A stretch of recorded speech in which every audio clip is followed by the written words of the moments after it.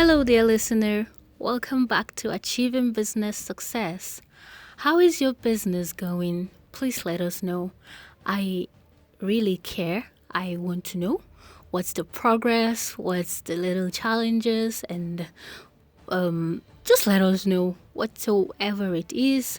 We are not promising that we have the entire solution, but then a problem said, it's a problem solved, right? Okay, so let's dive into today's topic. We are going to talk about 12 important questions to answer before starting a business. We have been talking about how to sustain a business, how to make it successful, how to run it smoothly, but then I thought about those who are yet to start a business and decided to make this episode exclusively for them. Now let's see, what are those things that you are going to answer before you start a business? Even though in business you cannot say that you've learned everything you need to know to get started, but then there are some things that will help you, that will set you on the track, and as you journey, as you progress, you keep on learning and you find out things are falling in place. So let's start now. Now the first thing is what kind of a business it is. You have to identify the type of business you are doing. Are you going into a dealership, a retail, a wholesale? Is it a product? Is it a service? You have to identify this business, particularly what are you doing. So you have to know, what am I into? And then the second question for you to ask is that, what do I know about this business? You ask yourself, what do you know? And what is it that you need to know? This is to help you see that this business, what's going to happen in the future, not just about I started today, what's going to be tomorrow.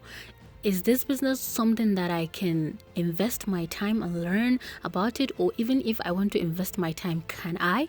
Do I have some kind of obstacles that's going to prevent me from doing this business? Or do I have this kind of I don't have the interest in learning stuff like this or doing stuff like that, and my business require me to do it. So can I cope? Do I just dive in, or I should go back? Is a no-go area. That's the reason why you have to ask yourself what you know and what you need to know. And number 3, who do you need in this business? Is this something that you alone can do, or you need volunteers, you need your friends and families to join you, or you need to hire? You have to ask yourself this question. And number 4 is to ask, what is the rate of the demand of this business that I want to do? Am I going to just do a business that nobody wants? Go and check, ask around, look around, so that you will be sure that you are doing something that you're not going to regret at the end of the day. So you have to ask, and after you find out the rate of the demand and you're sure that okay, this is going to work, then where is a suitable location for you to do this business? You're doing your business and it's not a kind of remote business, you need a physical office or a shop, then where is it going to be?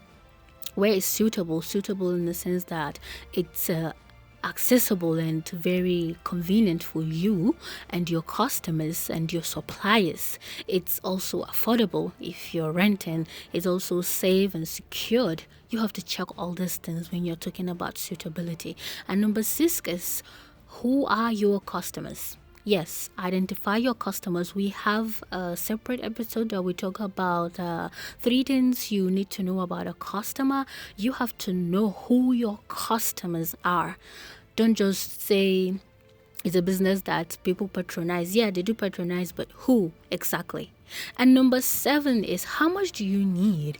Make a budget for how much you need for this business. Write it down. Every single thing you need to spend, you should write it down. And number 7, it's optional for those who already have their funds kept somewhere. Number 7 is, where are you going to raise the money? Where is the money going to come from?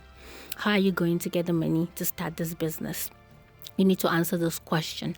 And number 9 is, who do you know who are successful in that business? You need to know some people so that you can ask them questions.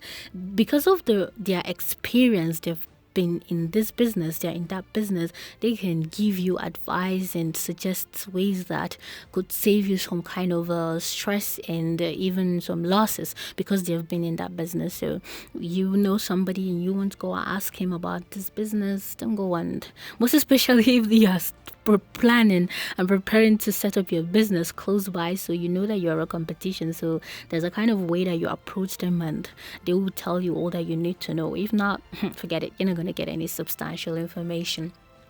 Then number 10, what is the advantages and the disadvantage of doing this business? The advantage is, okay, I don't need a shop, I can do it from home. Advantage, it doesn't take much time. Advantages are, it's a service and I don't need much capital. It's my own, I can just get my customers and just start doing it. Just list what are the advantages of this business and the disadvantages as well.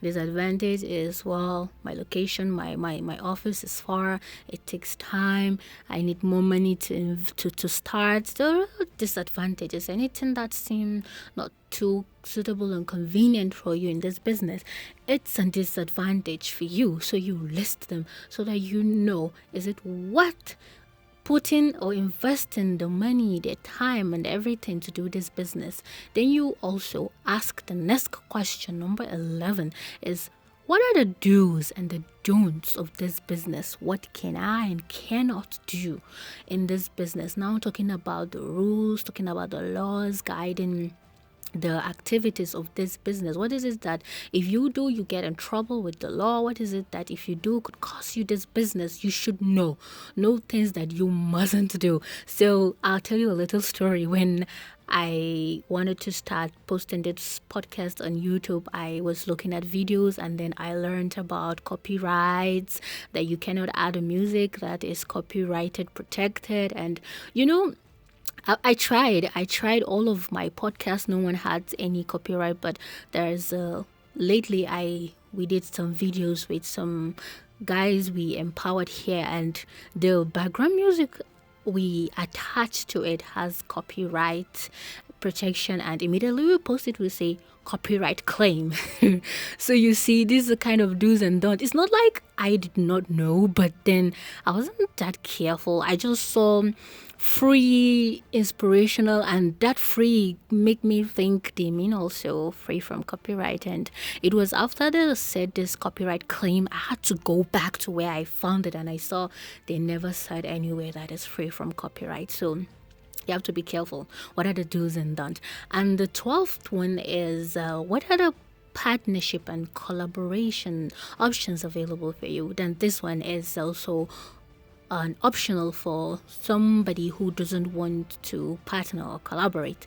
But then if you need to partner and collaborate, or there's a distinct opportunity for partnership and collaboration, you also explore them and know how you're going to go about them in your business. So these are the 12 questions for you to answer. That is for this episode, that's for us, but there are a lot of things to learn, and as I said earlier, you can't learn everything. So you learn and you work, you progress, and things will keep on falling in place. So thank you very much for staying with us in this week's episode. And before I go, I would have to say it just as I used to. Please subscribe. Please share it with your contact. Please leave a comment. Don't just listen and go away. We need your response. We need a feedback from you. We would like to know how this podcast is helping, how this podcast is impacting you. So please, let's hear from you. Thank you very much once again. We will be with you next week for another interesting one. Goodbye.